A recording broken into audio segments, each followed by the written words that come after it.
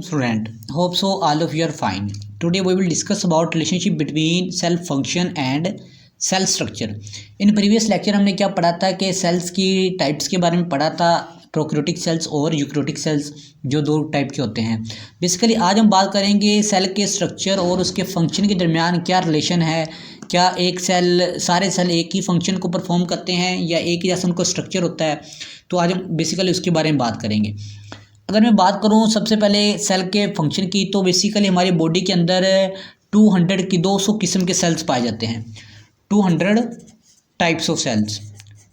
और हर सेल्स जो हैं वो अपना डिफरेंट फंक्शन परफॉर्म करते हैं, उनका डिफरेंट स्ट्रक्चर होता है और वो डिफरेंट फंक्शन परफॉर्म करते हैं. और हर सेल का एक स्पेसिफिक फंक्शन होता है. ये नहीं है कि एक सेल दूसरे सेल का फंक्शन परफॉर्म कर रहा है और दूसरा सेल वो जो है वो तीसरे सेल का फंक्शन परफॉर्म कर रहा है. बेसिकली हर सेल का एक स्पेसिफिक फंक्शन होता है, वो अपने फंक्शन को ही परफॉर्म करता है. जैसे कि रेड ब्लड सेल्स होते हैं जो खून बनाने वाले सेल होते हैं, इसी तरीके से नर्व सेल्स होते हैं जो हमारे ब्रेन को कंट्रोल करते हैं. इसी तरीके से ये बहुत से सेल्स होते हैं. ठीक है, आज हम बेसिकली उसके बारे में बात करेंगे. सबसे पहले हम बात करेंगे सेल के फंक्शंस की, यानी कि सेल्स के जो फंक्शन होते हैं वो किस तरह के होते हैं. ठीक है, सेल के फंक्शन की बात करेंगे हम. चलिए सबसे पहले हम बात कर रहे हैं साइज और shape. On the base of size and shape, size and shape. अगर हम on the base of size और शेप के बारे में बात करें कि सेल्स की, तो बेसिकली 3 किस्म के सेल जो हैं वो पाए जाते हैं, एक प्लांट के अंदर, एक ह्यूमंस के अंदर. तो सबसे पहले हम बात करते हैं रेड ब्लड सेल्स की. रेड ब्लड सेल्स की, रेड ब्लड सेल्स ये इनका अगर स्ट्रक्चर की बात करूं तो रेड ब्लड सेल्स का जो स्ट्रक्चर होता है ये राउंड शेप्ड होते हैं. कैसे होते हैं? राउंड शेप्ड, राउंड शेप्ड होते हैं ये. ठीक है, और ये बेसिकली क्या होते हैं ग्लोबुलर हीमोग्लोबिन होती है, यानी कि इनकी शेप जो है वो गोल तरह की होती है, गोल टाइप होते हैं. और हीमोग्लोबिन का मतलब है कि ये क्या करते हैं कि ऑक्सीजन को कैरी करते हैं. हीमोग्लोबिन का मतलब है कैरी ऑक्सीजन, यानी कि बॉडी के एक पार्ट से दूसरे पार्ट्स के दरमियान जो ऑक्सीजन को कैरी करने का काम होता है इन रेड ब्लड सेल्स का, और ये हमारे खून के अंदर मौजूद होते हैं. तो ये था बेसिकली रेड ब्लड सेल्स. उसके बाद हम बात करते हैं जो सेकंड टाइप है on the base of size and shape, वो है नर्व सेल्स. नर्व सेल्स, अगर मैं नर्व सेल्स की बात करूं तो नर्व सेल बेसिकली इनका स्ट्रक्चर जो होता है वो होता है कि इनका बेसिकली नर्व सेल जो होते हैं ये लॉन्ग होते हैं, लंबे. इनकी लेंथ जो है लंबाई वो ज़्यादा होती है. लॉन्ग नर्व सेल्स होते हैं, लॉन्ग सेल्स होते हैं. और इनका काम क्या होता है कि ये ट्रांसमिशन ऑफ नर्व इम्पल्सिस में ये अहम रोल प्ले करते हैं. ट्रांसमिशन ऑफ नर्व इम्पल्स में ये अहम रोल प्ले करते हैं. ठीक है, यानी कि बॉडी के एक पार्ट से दूसरे पार्ट्स की तरफ जाने भी ये एक नर्व इम्पल्सिस का काम करते हैं. और ये लंबे होते हैं, लॉन्ग शेप्ड सेल्स होते हैं. उसके बाद आ जाएगा जाइलम सेल्स. अगर मैं जाइलम सेल्स की बात करूं तो बेसिकली जाइलम सेल जो है ये प्लांट के अंदर पाए जाते हैं. ये क्या करते हैं प्लांट्स के अंदर, और प्रेजेंट इन प्लांट सेल्स. ये कंडक्शन ऑफ वाटर का काम करते हैं, यानी कि ये इनकी जो शेप होती है ये थिक वाल्स होते हैं. इनकी जो वाल्स होती है वो थिक होती है, मोटी होती है. और ये ट्यूब लाइक होते हैं, जिस तरीके से ट्यूब होती है उस तरह की इनकी जो है शेप होती है. ठीक है, ट्यूब लाइक होते हैं. और इनका काम जो होता है कंडक्शन ऑफ वाटर, यानी कि पानी को, वाटर को एक जगह से पौधे के एक हिस्से से दूसरे पौधे की दूसरे हिस्से की तरफ लेके जाना जहाँ पर उसको रिक्वायरमेंट हो, ज़रूरत हो. Conduction of water. ठीक है, उसके बाद अब हम बात करते हैं on the base of surface area to volume ratio. सबसे पहले हमने स्ट्रक्चर उसका पढ़ा on the base of size and shape. अब हम बात करेंगे सेल के स्ट्रक्चर की on the base of surface area to volume ratio. Surface area to volume ratio. अगर मैं on the base of surface area to volume ratio बात करूं तो बेसिकली सेल्स जो होते हैं रूट हेयर सेल्स, जो रूट हेयर सेल्स होते हैं, ये बेसिकली इनका सरफेस एरिया जो है लार्ज होता है. और ये मैक्सिमम अब्जॉर्प्शन ऑफ वाटर करते हैं और सॉल्व करते हैं। अब देखें कि अगर किसी चीज़ का, किसी सेल्स का सरफेस एरिया लार्ज होगा तो क्या करेगा, वो मैक्सिमम अमाउंट ऑफ क्या करेगा, वाटर एब्जॉर्प्शन करेगा। बेसिकली इनका काम यही होता है कि वाटर को एब्जॉर्ब करना और साल्ट्स को एब्जॉर्ब करना। अब देखिए कि रूट हेयर सेल्स का इनका क्या होता है, लार्ज सरफेस एरिया होता है और वो क्या करते हैं, maximum absorption of waters and salts का ये फंक्शन प्ले करते हैं। अगर इनका सरफेस एरिया लार्ज ना हो, स्मॉल हो, तो ये मैक्सिमम वाटर को एब्जॉर्ब ना कर सके और इस वजह से बाद औक़ात पौधा जो है वो खराब सुखड़ जाता है उनमें और डाई भी हो सकता है। तो ये तो on the base of surface area. अब बात करते हैं प्रेजेंस और absence of organelles. On the base of presence और एब्सेंस ऑफ ऑर्गेनेली, प्रेजेंस और एब्सेंस ऑफ सेल ऑर्गेनेली।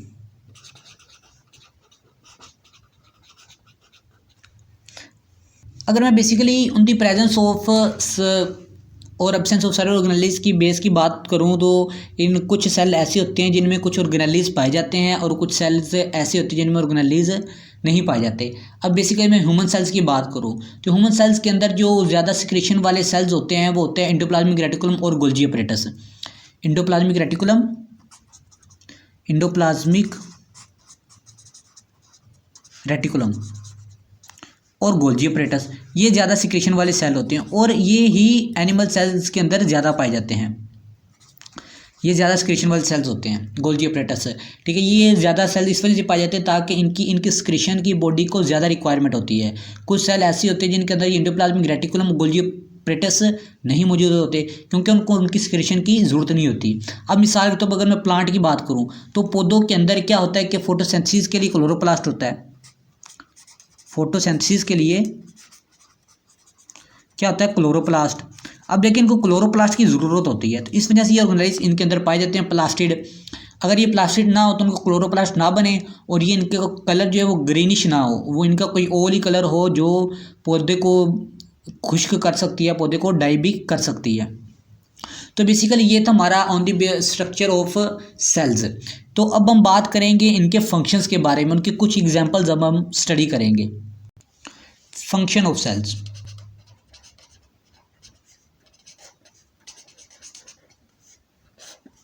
अगर मैं फंक्शंस की बात करूं तो मिसाल के तौर पर सबसे पहले हम बात करते हैं नर्व सेल्स की। नर्व सेल्स की, अब नर्व सेल्स हमारी बॉडी के अंदर सबसे लॉन्ग सेल्स होते हैं जिनकी हमारी बॉडी को ज़रूरत होती है। अब ये सेल्स क्या करते हैं, कंडक्शन ऑफ नर्व इम्पल्स, क्या काम करते हैं, कंडक्शन ऑफ नर्व इम्पल्स,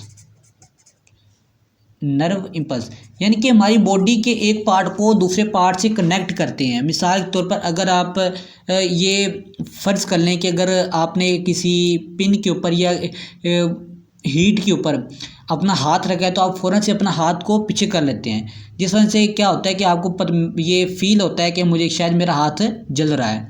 तो ये क्या होती है, नर्व इम्पल्स क्या करती है, मैसेज को हमारे ब्रेन तक कंडक्ट कर देती है ताकि, और हमारा ब्रेन जो हमें फ़ौरन रिस्पॉन्स देता है कि हम अपने हाथ को पीछे कर लें। तो बेसिकली ये नर्व सेल्स का काम होता है कंडक्शन ऑफ नर्व इम्पल्स का। तो ये हमारी बॉडी के अंदर बहुत अहम फंक्शन प्ले करते हैं। उसके बाद हम बात करते हैं मसल सेल्स की।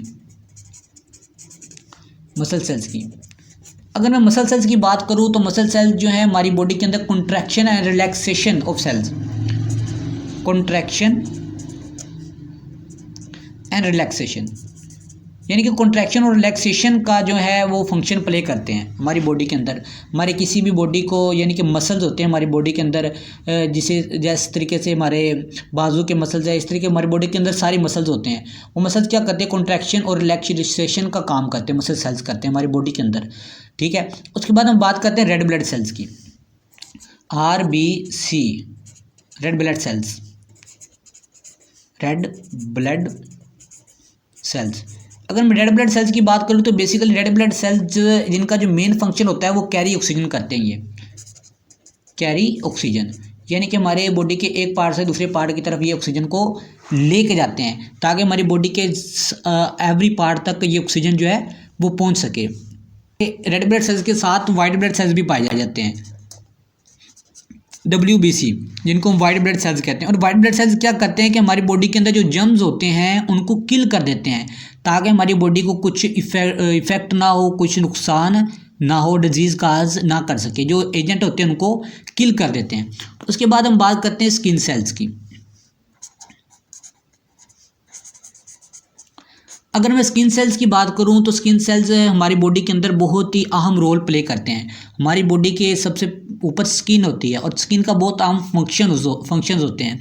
ये स्किन सेल्स क्या करते हैं कि हमारी बॉडी के टच, टेम्परेचर को, एवरीथिंग को ये मेंटेन करते हैं, सेल्स मेंटेन करते हैं। अब देखिए कि हमारी बॉडी को, अगर हम धूप में बैठे हुए हैं इन समर में, यानी कि मौसम गर्मा में हम जब धूप में बैठे होते हैं तो हमारी बॉडी को ये फ़ौरन महसूस होता है कि वो धूप जो है हमारी बॉडी के लिए अफेक्टेबल नहीं है। तो हम फिर क्या करते हैं कि हमारी बॉडीज़ को मैसेज, ब्रेन को मैसेज आता है, हम फ़ौरन वहाँ से दूर हो जाते हैं। ठीक है, तो बेसिकली स्किन सेल्स का ये फंक्शन होता है।